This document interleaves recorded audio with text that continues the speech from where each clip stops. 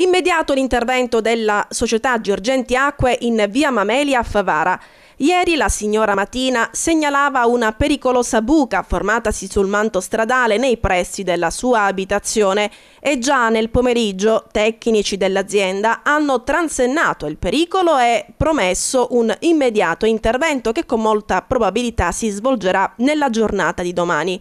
Come ricorderete, la donna dai nostri microfoni si diceva preoccupata per la presenza della buca davanti casa e segnalava la fuoriuscita di cattivi odori, grossi ratti e acqua.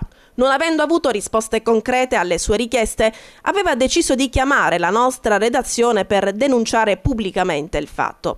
Neanche il tempo di mandare in onda il servizio che già la società Girgenti Acque si è mostrata sensibile alla richiesta della signora, recandosi sul posto e mettendo in sicurezza la strada. E di questo ovviamente gliene diamo merito. Per un problema all'escavatore, ci dicono dalla società, non abbiamo potuto fare l'intervento già nella giornata di oggi, ma vogliamo tranquillizzare la signora che verrà fatto già nella giornata di domani. Il problema pare sia dovuto ad un guasto al pozzetto di ispezione utente. Insomma, qualche ora di lavoro e il problema segnalato dalla signora dovrebbe essere risolto.